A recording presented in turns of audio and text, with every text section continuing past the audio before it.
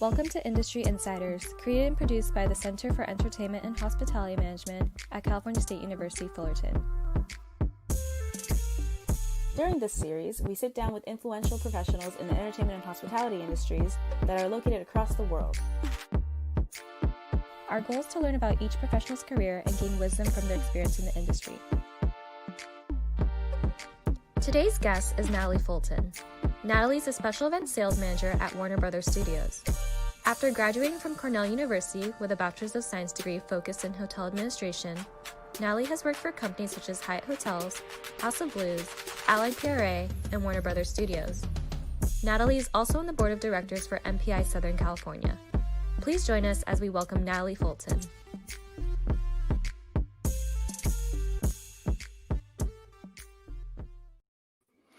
And the crowd goes wild as we welcome Natalie Fulton to Industry Insider. How are we doing? Good. Thanks for having me. It's great. Thanks for giving me a reason to brush my hair. Yes. We're happy to have you here. My co-host for this week is Myra Encinas, so I will let Myra introduce herself and start with our first question. Hi, everyone. My name is Myra Encinas. I am now a fourth year student in college, so I'm excited about that. I'm also the EHM student assistant, so if anybody has any questions or anything, make sure you know that you're talking to me when we talk to me. So just wanted to put that out there just in case somebody wanted to put a face on all the emails that they get every week. So. All right, and I'll let you start our first question this week, Myra. You go ahead. Awesome. So I know we had previously chatted before, but I think it'd be great, for us to share, for you to share, how did you start off in this industry? How did you get your start from in the hospitality industry to where you are today?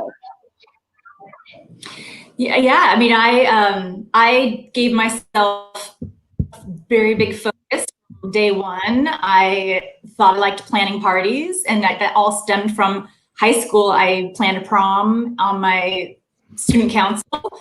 So I felt like if I had too many other options, it would be hard to make a decision. So I found that Cornell had a great hospitality program, much like yours.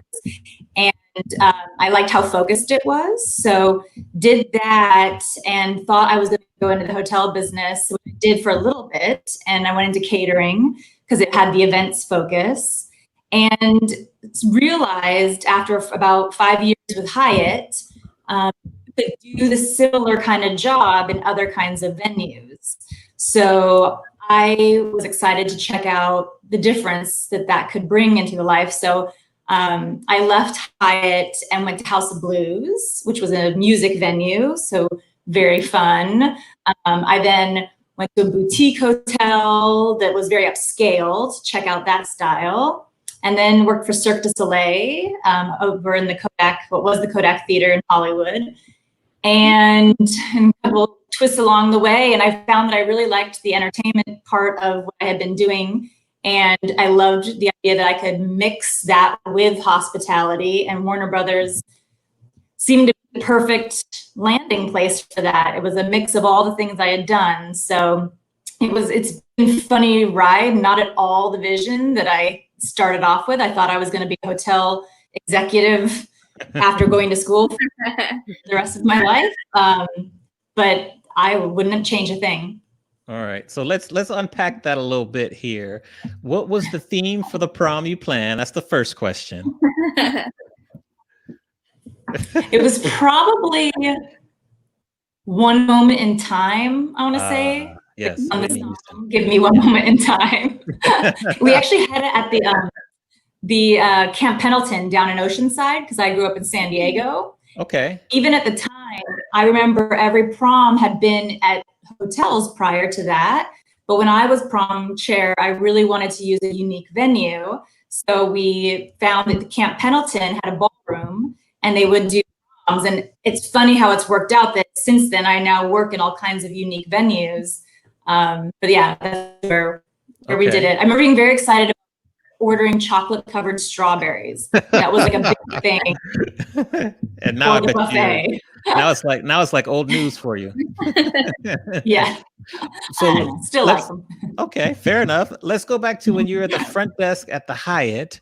What I know you saw many different things there. What was maybe as you're working the front desk, what was maybe a story of maybe the most surprising thing that you ever saw while working the front desk?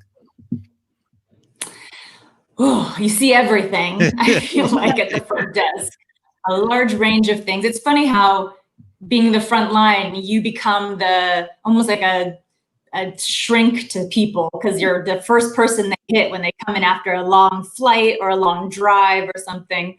And you're the first experience at this vacation or business trip they're about to have. But the hotel that I worked at was next to a lot of sporting arenas in San Diego. Mm-hmm. And so we had a lot of sporting teams that would stay at the hotel. And I thought that was just really interesting to see how all the blocks of rooms with the teams would happen, and the people that would hang out in the lobby and try and see the team members, how they never would really see them because there was a back entrance they would always use. But right. I loved watching that part. I remember I checked in Pat Riley, Okay. and I remember very cool. I asked him how to spell his last name as if I didn't know who he was. I fully knew, but yeah, I thought that was getting to see that happen was very cool. Cool. How did your education at Cornell prepare you for what you do today? I think the biggest thing is they would teach, you got to do hands-on experiences. I think you guys do something similar. Every summer we were required to do summer positions at different places, and having that real work experience was very important, because you can learn hospitality in a textbook, but obviously every single day is different. I mean, I'm still constantly learning new things every day, and especially now. Yeah.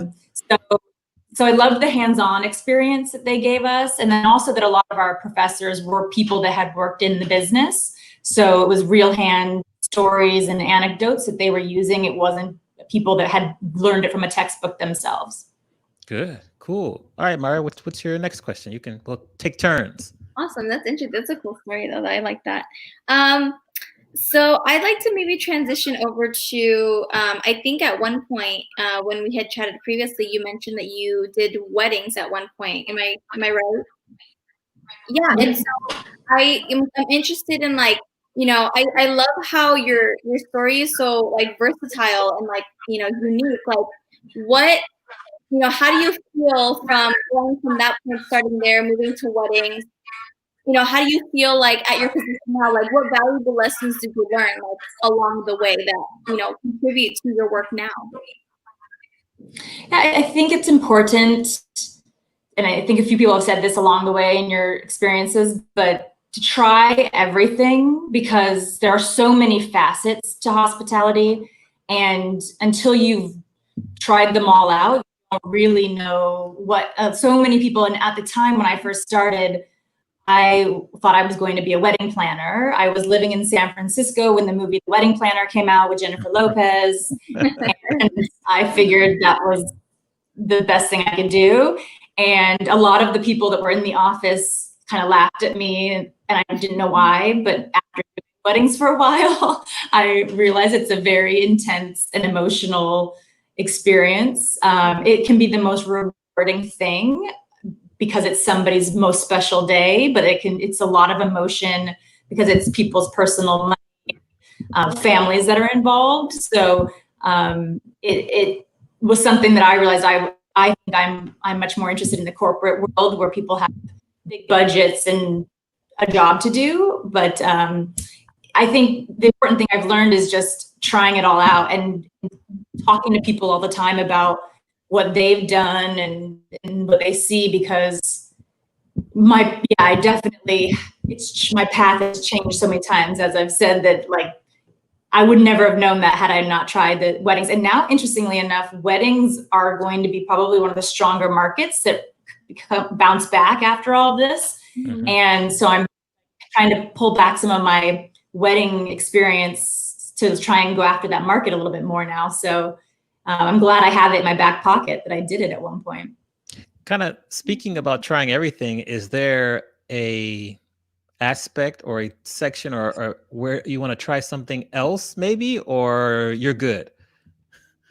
No, I feel like there's still more to be unturned. I always was interested in travel so much. I did a lot of travel when I was younger. And so, especially now at Warner Brothers, I'm somewhat related to the tours department. So we do a lot of sales missions together where we're selling both the events components and the tours. And the markets they go after are so different. Travel agents and people that sell individual tickets to things. And that's something that don't really live in. And I do really enjoy that industry. So I wouldn't mind dipping in to the travel world at some point. And I've met people that work for airlines, and that's a very, not right now, obviously, but right. That's a big position, that business of how to manage that type of experience. So I'm constantly interested. And what I've loved about the journey is I'm constantly realizing there are other jobs out there that are related to hospitality that I had no idea existed. Things like vibe managers and all those kinds of different things that people do. There's so much out there. So no, I'm not done yet. In your opinion, why do you feel that weddings are going to be the kind of fastest market to bounce back? I think that anything social, like wedding bar mitzvahs, even some like religious groups and people that are really want to see their families, aren't necessarily as worried about being around close, small, intimate groups because it's family and people they know. I think that'll be more prevalent versus a group of people that have to get together and network. So, and such an important experience that people are really wanting to continue and be able to follow through with some of the stuff they had planned. So, and I am actually still seeing leads for weddings and mitzvahs for the rest of the year versus everything else has kind of dropped off a little bit. So I think that's probably what will happen. Okay. We have our first question from the audience. So if you're out there tuning in and want to ask a question, just leave a comment on Facebook or YouTube. So Joey Lorino, what's up, Joey? Joey says, hi, Natalie. Is the Warner Brothers lot in big demand for weddings? And then what events are most common when people want to use the back lot? Great question, because unfortunately, it's not very popular for weddings. It's popular as an interest. I get questions all the time for it. Everybody wants to get married in the Gilmore Girls gazebo. I should binge the show. I've got time right now, but the hard part is it's an expensive venue, and so obviously you've got a special kind of person to be able to afford that type of luxury. And so we do about one to two large social events a year, whether it's weddings or bar mitzvahs or some other type of celebration. But yeah, it's not a ton, which is unfortunate right now because that's what is coming in. But what we do see a lot of is the corporate groups. Incentive is big for us because a lot of groups that are coming as a reward trip, they want to do something that's very quintessential LA experience. And obviously a movie studio is going to give you that. So we see a lot of that. Maybe it's a tour and lunch or like some sort of activity, a team building activity that they're doing. We do like opening night receptions for large conferences. So if you're downtown at the convention center, have 1,000 people, and that night you want to do an offsite dinner, we have the big back lots. We have enough space to accommodate that kind of group. So we see a lot of that type of stuff. And all over the board with the markets, like auto industry, tech, insurance, finance, we're seeing a lot of. So it's all over the place. Interesting. And just so people understand what incentive market is, what's your definition of incentive? So any kind of reward program, if you are in any kind of real company that sends out some sort of plan, if you're a salesperson and it's not necessarily a monetary incentive that you're meeting, it's they're giving away trips if you're the top 10 salespeople of your group, or highest sales basically. Yeah. Okay. Go ahead, Myra. What else do you have for us?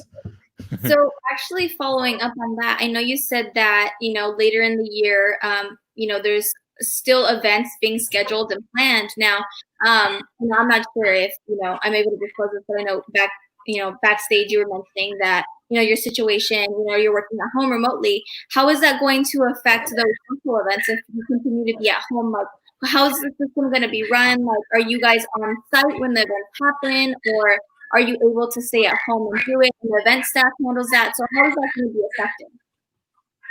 Yeah, great question. And that's what we've been working on for the last few months is what we're having to put into place. So I'm in a relatively small team, and the way we work is I sell the events and then I turn them over to an event coordinator. So what we've decided is that will probably happen is once we get the green light to go back onto the property, we will probably have the event coordinators at the studio, and then may even rotate different days depending on how much we have going on. And I will try and sell as much as possible from home. And we're actually realizing there, as you guys using this platform, there are a lot of platforms that you can use for virtual site inspections. So the idea is that I would get a client on the phone, I'd share my screen, we've got great Google virtual tours of the back lots, so I can walk somebody straight through the back lot. We've also have really great 3D diagramming equipment, so I can map out what their event would look like and turn it 3D, and I can simulate what their event might look like virtually. So there's a few things I can do to try and get people that maybe aren't traveling here for site inspections for the sales part of it. And then once the event comes to fruition, we would definitely have to have people there. We definitely are going to try and probably limit who is exposed, and so may not have as many people supporting, but depending on what it is, I mean, obviously we want to provide top-notch service, so we'll do what we have to do to make it happen. But yeah, right now, what's interesting for the studio, different than other event venues that I've when I talk to my peers, is that the production is obviously the #1 priority for getting everybody back to the studio. So we are kind of taking a little bit of a back seat to that to make sure they're all comfortable before we start bringing in other groups. So it's been an interesting thing to watch, and will continue to be interesting to see how it all rolls once they open the doors and let people back on. Interesting. Since you have a small team, how do you kind of manage your time? Because I know it can be overwhelming with the amount of lead volume you get and other responsibilities you have. How do you kind of stay organized and manage your time? We've got a really good CRM. There's so many good ones. We use Salesforce, and I just try to input as much information as I can and keep a tracking system, set myself a lot of calendar reminders. The biggest thing I've learned finally after 5 years of being there is how to qualify quickly, because the thing I find at Warner Brothers, different than like a House of Blues, that you could be so negotiable that most leads that walked in the door, you were going to try and secure all the leads. So it was fast and furious. You were like a car salesman and you could land everything. At Warner, it's a different game because you get a lot of calls, a lot of people that want to have their Harry Potter themed 10th birthday there. But when I tell them it's $350 a person for a 5-year-old for a taco truck, they immediately changed it. So I've learned how to have that conversation, in a very good manner. I'm not immediately shutting them down, but before I get to sending a proposal and going through all that work, I try to have those conversations up front so that if they can't afford to be there or if we don't have availability or something, we've saved both of us a lot of time. Yeah, makes sense. Good. We have another question from the audience. So if you're tuning in, please keep sending in those questions. Good questions. This is from Eakin right here. What's up, Eakin? He says, in your opinion, what would you be doing during times like this if you are a recent graduate looking for ways to break into the entertainment industry? So if you say you had to rewind just a couple years and you were just graduating from school, what would you do to kind of break into the industry? I think one of the things that's shocked me a little bit about Warner Brothers is that so many of the people that work there made their way in through working for companies that do business with Warner Brothers. So my strategy is I would focus on these large companies like Hyatt, House of Blues, Cirque du Soleil, and I would try to find an opening at the place to get my job opening. What I'm realizing is that sometimes that's very difficult, especially at a place like Warner Brothers. The HR department is overwhelmed by the amount of requests they're getting constantly. So there's so many different companies that do business with us. We have staffing agencies, we have linen companies, and this is just the events part of it. I mean, obviously the entertainment side of it, there's same thing, just slightly different vendors, but we all have all these people that do work for us, production companies, photo booths. And so those people that are working in those agencies are constantly on the studio lot and mixing with us.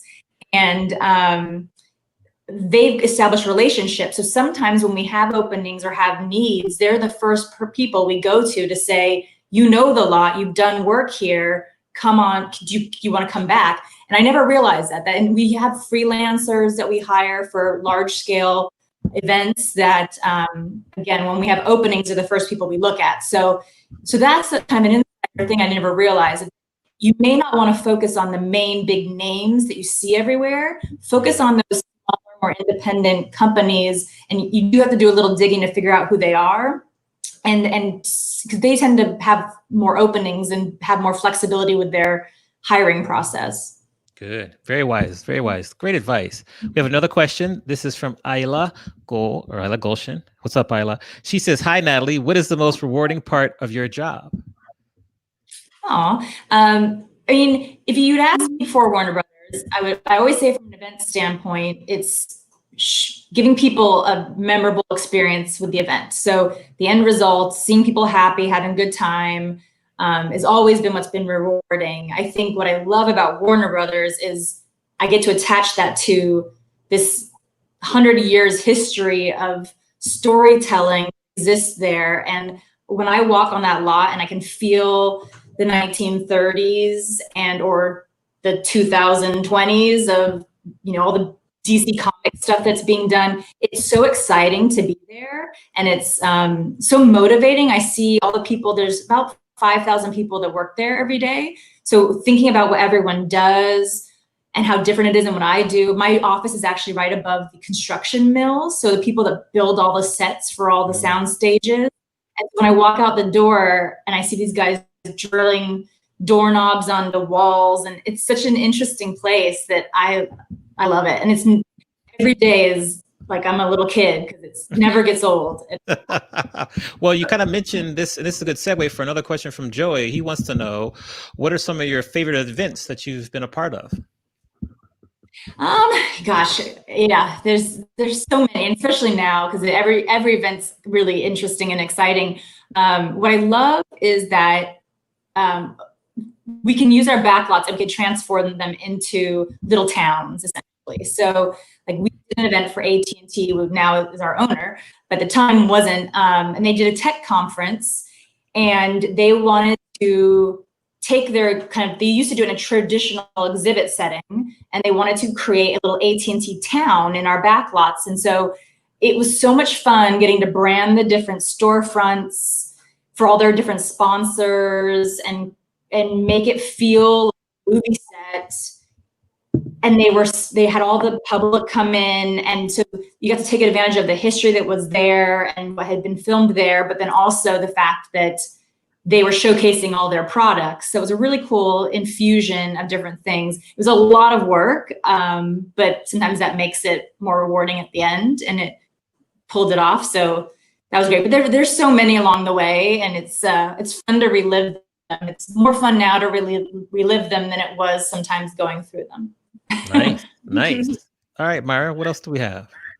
So I actually wanted to go back to, I know we were talking about like the pricing and like the proposals and all the work that you do. Now I actually have a question because, I've actually done research on the website and it looks really cool, and it'd be cool to me maybe one day, I don't know, like check it out or stuff like that. But like, the pricing, is it like the same for like different like events, or is it different? Because I know sometimes like, for some companies, like you put the name wedding on there, it might be a little bit more work or different or requires different things at different events. So is like the pricing the same, different, or like is it like a flat rate? Like how does that work?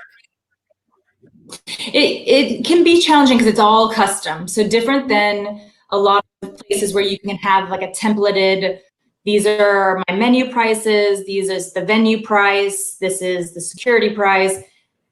Ours changes for everything, because exactly that. There's, depending on what space you're in, you might need more security than other areas. You might need transportation from the entrance of the studio to the event space. So you might need tour carts or something. So it can vary greatly depending on, you can do a lunch there if on a weekday for, $100 a person, which is kind of on the lower end for us. But then we've done seated dinners and fancy full china, glass, silver, all specialty items where you're renting chairs and specialty linens.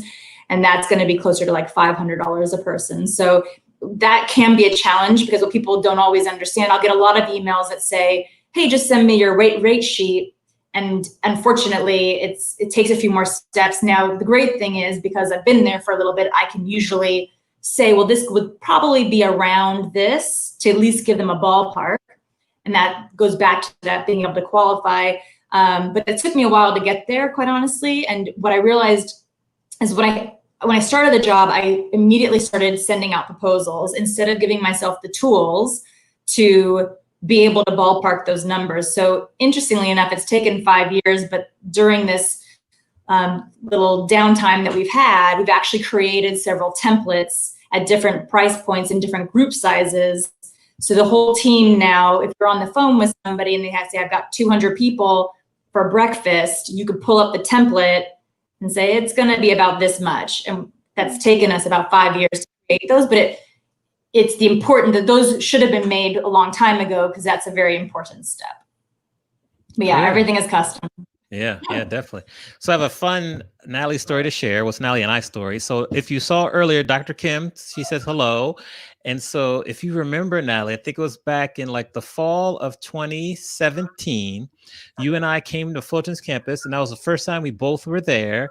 We came and visited Dr. Kim's class. I came in the morning and you joined us in the afternoon, and we talked to her class, which is like 40 or 50 students, about how to hospitality. And so I just want to share that with you, because that's cool. Because look at us now, like, a little 2.5 years later. So look at us now. Also, we've been talking, and I've been waiting for my little Tuffy doll to come. So Myra helped me with this. So thank you. I'm so happy for my little elephant here. I've been waiting. Shout out to Amy Vu, who has helped me get it. But the question, I tell you that long story because we came to Fulton because we were with MPI, Southern California. So how has networking and professional associations benefited your career personally and professionally? Yeah, everything for me has been networking. I love it. I mean, I think as an events person, I enjoy going to events. So I immediately joined as many things as I could. And MPI has been an amazing, just as an attendee for a long time, meeting people. When I moved to Los Angeles in 2008, it was an easy way to start meeting some of my peers at other venues. And I use it a lot of times as a personal development situation. I definitely have found vendor partners that I like to work with, florists, linen people, those kinds of things. Like, I have occasionally found some business too, which is nice, from meeting planners. But I tend to like to use it as a place where I can become confident in what I do, because I'm learning new trends. I'm learning about the industry. And I always kind of say, people say, well, what's the ROI? Have you booked business? Do you tell your employer that you booked $20,000 business? But honestly, I don't know that I could directly say that this client I met and I booked it, but I think the skills and the confidence I learned from MPI and networking with everybody makes me a better salesperson, which makes me book the business. So I think for that reason, it's been great. But yeah, I've met so many people through that. And it just gives you, there's so many resources available. If I ever have a question about anything and I'm trying to fake it till I make it in my job, I know that I can like call my MPI people and say, who knows how to do virtual meetings, and they'll, so I love it. Great story. You mentioned skills, so I have a two-part question for you. First, what skills are you kind of trying to learn now while we have some quote-unquote downtime? And then what skills do you feel recent graduates or students that are in school should be focused on kind of adding to their tool belt as we enter into this space that we're about to enter? Yeah, I've been lucky because I've had a lot of marketing projects that I had put off for a while since I do sales and marketing, and so usually the day-to-day is too busy for me to sit down and update that kind of stuff. But this has been great because I've created a whole marketing deck, and now I'm onto my website to update the website. So I've been trying to learn more. I wasn't big on SEO AdWords to understand that. So I've been trying to gain more knowledge there, and be able to update our website. I took a class on Event Leadership Institute about 10 mistakes you're making on your website. And so that kind of stuff is what I've been focused on. And then I handle or have someone with me handling all the social media. So we work on all of that. So I've been trying to learn a little bit more about savvy ways to use Instagram and Facebook to keep people engaged. And so I'm doing a lot of that. I'm also just trying to think outside the box of other things that I might need, a lot of the things that maybe I've said in the past, oh, I wish I had this, and just create it. So I've been focusing on that. And I think it's similar. I mean, obviously virtual is huge now. And so for skills for anyone coming in, definitely being aware and understanding the platforms. And I'm realizing there's so many, like I was saying with the site inspection, there are lots of companies that can kind of get into the space. It doesn't have to just be about virtual platforms, but the diagramming equipment, for example, that we use, all seated, they have really put some good information out there about doing a lot of their 3D imagery so that you can use it for virtual site inspections. So little affiliate companies that affect this space would be very interesting to research and learn how to do. And even if you're not a tech person, I always think about all those same kind of companies need marketing people, they need sales people. So maybe your strength is not necessarily in some sort of tech part, but if you want to be part of this world now, finding those companies to explore and grow in with what you are passionate about. Interestingly enough, I heard that gifting companies are doing very well right now. Yes. People are still sending their clients things. So if you like that space, then maybe going into those creative fields. I mean, obviously it's not a skill, but I was thinking about this because I figured you'd ask this, but the biggest thing I think for right now that is helpful is being flexible and being an outside the box thinker. I mean, I hate saying that word because people are always asking for things outside the box, but it truly is. There's an amazing opportunity right now for everything. I mean, this has obviously been a very stressful and negative time, but I think out of it, there could be some very positive things. And we're discovering different ways to do things and different ways to work. And so if you can just put as much mind power to coming up with something that can help a need that is happening right now, there's such a space for it. And it's so exciting. You can become a very entrepreneurial innovator very quickly. So just trying to expand your mind a little bit on anything is possible right now, it seems like, even though it seems like nothing is possible. Yes, very true. Great advice. Another question from the audience here, from Ayla again. Hello. How is the work-life balance in your position? Now I think it's just kind of a mix of everything. I love what I do so much that there's not really a defined line. I never turn it off. I like to network, so I like to go to things. And even in my personal life, a lot of my friends are from the industry too, just in general. So we're always chatting about things. So it was hard in the beginning because it is tough. I mean, the hours are long, and sometimes, and now as a salesperson, I deal with people on other coasts or maybe even in other countries, and the time zones are weird. So it might be that I'm having to answer phone calls at certain times. And for a long time, that felt very much I couldn't manage all of it. I couldn't have a life and I couldn't manage these things. But if you find what you love doing, it's not work. It's fun. So what has been nice about this time is that I have been able to have a little bit more downtime, and I've realized that it is important to have some of that me time, and you can shut it off and it'll be there tomorrow. So there's been a good reminder that is very important. Yeah, absolutely. Since you work in sales, to be successful in sales takes a very kind of specific characteristics. What do you feel are some characteristics that you see in yourself and other salespeople you work with that really allow you all to rise to the top? It's funny you say that, because I, for a long time, never considered myself a true salesperson. I always felt like if I had to go into a Xerox copy place and sell you a Xerox copy machine, I could never do that. I sell events because I love them so much. It's more like I'm just telling you how much I love them, and then you love them too, and it all works. So for a long, I was always thinking of myself as I'm not an aggressive, sharky person. But what's interesting is I worked for Allied PRA, which is a destination management company, and my co-salesperson was the total opposite to me. She was a go-getter. I mean, it was, if it had $1, she could sell you.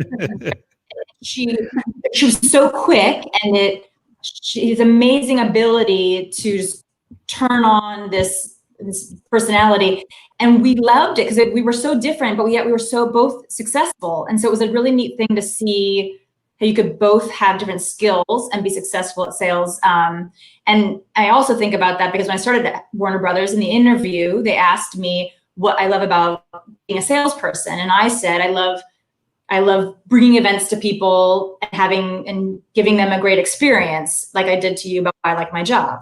Well, the interviewer said to me, well, I'm not sure you're the right person for this job, because we're looking for a salesperson that your answer should say, I want to close business. I'm a salesperson. I go after business. I want to close it.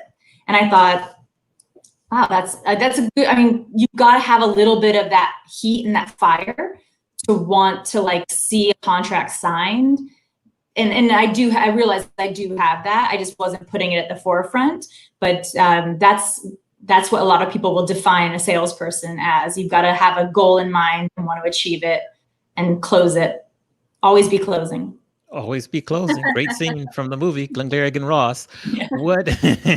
Why do you feel then, to follow up, why have you been so successful when you have kind of the different from the typical traditional sharky sales personality? I think that maybe the venues I've worked in haven't needed some of that kind of closing. I mean, Warner Brothers, like I was saying, we aren't a machine, a factory, because of the price point. So like at House of Blues, it was a little bit more like you were closing everything. So it was a little bit fast and furious, but that was just a fun place that it was easy. You know, people see the funky rock and roll music venue, and it was a pretty easy sell. But at Warner Brothers, I can take the time, I can build a relationship with a client, and we can work on their event. And it's a lot of money they're spending, so it takes a little bit more time to work through things versus having to be fast and furious. I think that's maybe why it works still. Interesting. I love it. Yeah. Cool. Myra, what else do you have for? I mean, certainly. Certainly, if I need to close business, I'll get there. Yes. Oh, yes. I have faith in you. I know you'll get there. So yeah. Go ahead, Myra. So actually, following up on that, now I know you have a small sales team now, because it's such a large venue, and I mean it attracts a lot of people. But like you said, you have more time, take more time to the price point, and it's a bigger celebrations that are held there. How many events weekly are booked for your team, or are they working on either weekly or monthly, or what's usually how many events are happening? It's a great question. So we do about 50% internal events for Warner Brothers or AT&T, Warner, and then 50% third party. What's basically anything that's from the outside world that comes in. So the team is focused a lot of times on all the Warner Brothers stuff that comes in. Doesn't have to be sold to. It's either HR needs to do a trade show showing the new medical benefits, or there's a wellness fair, or maybe there's a financial services seminar for the finance group, that kind of thing. So it's a pretty much, the call comes in, we put it together, we execute it. The third party stuff is where I step in. I need to massage it a little bit more and book it. So the third party stuff, even though technically it's 50-50, we don't do it as often because they're larger things. So there's tons of little Warner Media stuff that happens every day. So the team is constantly churning out. It could be a 20-person lunch after a screening. It could be a 500-person seminar for some new that's coming out, 3D technology. They are doing those, and they're very short term too, which is, I've never seen this before at any other venue, but the entertainment business is very short term. So if Ellen DeGeneres wants a champagne toast for 200 people on our soundstage in 2 hours, my team is churning out 200 glasses of champagne to our soundstage. But the third party stuff, we maybe do one of those, 1 or 2 a month of maybe your 300 to 2,000 person events. So they're a little bit more planned for, they're not, that's why I was saying we're not really a factory in that sense, but the team does stay very busy. So we do throughout the year about 300 events once it's all said and done. That's pretty good volume there. It's almost one a day. So that's a lot of volume there. Yeah. We have another question from the audience. Continue to send questions in. These are really good questions, everyone. So keep sending them in. Ekin wants to know, what are some key CRM tools, for example, Salesforce, that students can learn on their own to gain these skills? And is it possible to access these tools without being in a company? It's a good question. I don't know that you can. I think you've got to have, for CRM specifically, for some of them, you probably have to have an account, but there are so many of them now. There's like HubSpot. There's a few others that are more independent that you can find. You probably could do a free trial on some of them and play around in them just to kind of, they're all very similar these days. They're very, they set them up so that they all have the same kinds of properties, and they're very customizable. So yeah, and I think that you could play around and probably sign up for some free trials if you just wanted to see how things were laid out, so that when you did enter an office space, you at least had some understanding of what these kinds of things might look like. But for the most part, you probably ultimately need to pay for an account in some of them. Okay. Yeah. Salesforce is a great one because it's such a big one. We use Cateries, but there are a lot of, because there's a lot of independent planners that use their own tools. So I realize that there's a lot of more boutique-y, like saying HubSpot, and I'll find a few more, I'll send them your way, but there are smaller ones that people can use that aren't necessarily giant beasts of systems. As we look ahead to like the TV and kind of film industry, I find your perspective very interesting because you kind of have a side view of what's going on. And I wanted to ask, what do you think is coming next for the industry that might disrupt it? And then what are your thoughts on like HBO Max kind of coming out? What are your thoughts on kind of the future of the industry, especially as we go through, we're going through now? Where do you see it going? Everyone's a little bit, there's so many ideas, and I think everyone's still trying to figure out what will land. But we had HBO Max come out this week, which was super exciting. That was scheduled to come out way before anyone knew that people were going to be sitting at home for months. So the timing of it was great, and they actually accelerated. I think they originally were going to be coming out at time, but they were like, we need to do it. And what's amazing is that they were able to pull that off with the majority of people working from home, which was fun to see the behind the scenes of how the teams work together across the world and the globe to come together and pull that kind of thing. What was lovely about working for Warner Media is they share a lot of the information with us. So constantly we were getting emails with updates about interviews with different people involved, how they did everything. I'm finding very interesting Warner media features.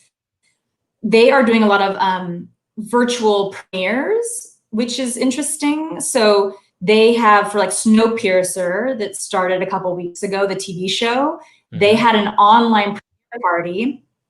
So if you were invited to the premiere, you got an invitation in the mail that was all obviously themed very much towards the show, like you would to a normal premiere. And you logged on, and there was two of the talent from the show welcomed you to the screening. They showed the show on your virtual platform, and then they created this virtual train, like Snowpiercer's train, and you got to pick the different rooms you went in, and they had entertainment in all the rooms. And so you'd go into the lounge, maybe there was a performer in there playing the guitar and singing who was from the show. You might go into the bar.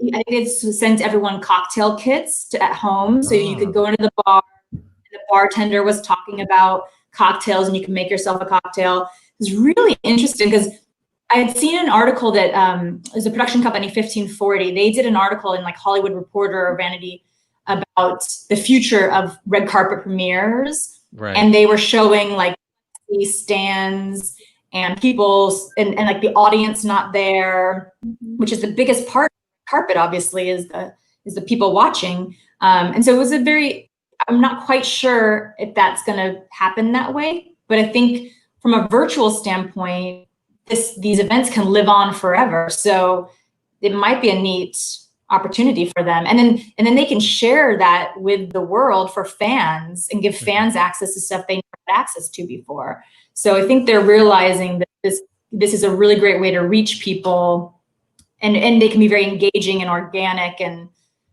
they get feedback from people. So right. yeah. And I noticed that Tenet, Christopher Nolan's Tenet, they did the most recent, they dropped the most recent trailer on, I'm so old, not PlayStation, but in like some situation. They dropped the trailer within the gaming. Twitch? Was on Twitch? Don't think it was Twitch. It's another big one. Oh, that's the biggest. You can get Twitch or Stream or Steam, maybe Steam, maybe. Okay. Yeah. It was really interesting. Like finding other ways to launch things. Okay. All right. Myra, go ahead. We got about 5 or 6 minutes left with Natalie. She's been very appreciative and gracious with her time. So go ahead. Yeah. So I always like to know, like, well, of course, what are the rewarding things about one's job, but I also like to know the other side as well. Like, what are some of the challenges that you face? And, before and after this transition, what were some of the challenging things that you experienced? But now, what are the most challenging things you experience now? So before and after, this pandemic.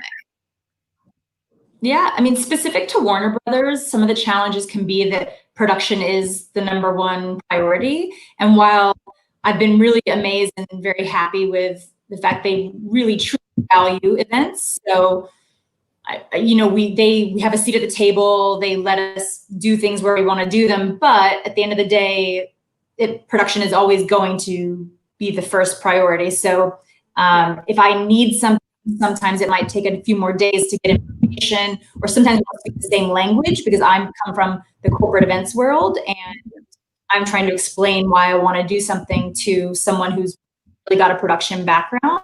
So it's a lot of sometimes trying to bridge those gaps. So that can be a little challenging. Right now, I think the challenge is just there's so much up in the air about what's going to happen. We're lucky because production will go back. Fortnite, thank you. That's right, Fortnite.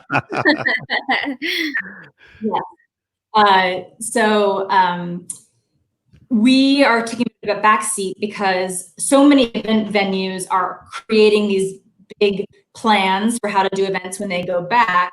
And we've been going through those exercises, but we're also we're waiting to see what the rest of the studio does first, because we will have to fall in line with what they do. So even though there might be procedures that are defined by the events world, we're going to also be defined by the studio. So it's been a bit of a challenge just to it's like do these exercises and these little fire drills, but ultimately it's a waiting game until we all get back there. And we took, again, back to the diagramming equipment. I swear I don't work for All Seated, but we created floor plans of the new social distancing rules. And it's a little ridiculous. I mean, it's showing you've got one person at every 6-foot table type of thing, and who's going to go to an event like that? But we did the work, we put it in a diagram, but I don't know that we're ever going to need to use those diagrams, because by the time we get back into it, I'm sure there will be other rules and new procedures. So it's just a bit of a waiting game. So it's tough. So just to kind of wrap it up, I have a kind of 2-part question. My first part would be, if you could go back and talk to 21-year-old Natalie and give her advice based on what you know now, what advice would you give yourself? And then I'll use that answer to ask my final question. Funnily enough, I should have said it before, but yesterday marked the 20th anniversary of my graduation from college. Congratulations. So, and next week I would have been going to Ithaca for our 20-year college reunion, but unfortunately I'm not. So we just postponed. I think that I probably, exactly. I think I'd say worry less. I mean, which probably still need to tell 41-year-old Natalie that. But I think I spent a lot of time worrying about the outcome of the events, or worrying if I was, going to have, if the job was going to work out, especially when I transitioned a lot. I was always worried, what if I lose this job? And I've already had several jobs. And it all works. And what I've learned about the events world is there's always a fix. I mean, it may not be exactly what you're looking for, but even if I at this point have had some of the most catastrophic event failures happen, and I'm still here. So I've been shut down by the fire marshal. I've served shrimp to an allergic person, but it's it all works, and there's ways to get through things. And I think if you're more fearless, you can accomplish so much more. Yes, I like the word fearless. And then the final question is just with, our students that are graduating right now, it's a really challenging time to be out in the workforce. What advice would you give them to kind of keep their options open, kind of keep their hope up? What would you say to them if you would be able to talk to them right now? Hello. I think that people are very much wanting connection right now. So it's a good time to reach out to people through these networking organizations like an MPI. Like, people have the time now to actually talk to people, versus sometimes when they were working full time, be a little too busy to give you advice or anything. But have those conversations. I love having calls through the day. It breaks up my day, and being able to, then you can hear stories from people and start to really hone in on what it is that you're interested in. And you can start to figure out where your passions lie. And so just continue to reach out to people. Play on LinkedIn is a really great tool too, to find people and connect with them. There's people posting really great things in the feeds of LinkedIn. So I would say just keep trying to connect, because it's going to come back, and there are going to be opportunities, and people are going to want fresh sets of eyes on things. So people that haven't been in the workforce and are going to be very interesting, because you're going to have a whole new perspective on things. So I think just keep going at it. Don't give up, and it'll all be there for us on the other side for sure. Absolutely. Agree with you 100%. Well, now, thank you for taking time out of your busy schedule to chat with us.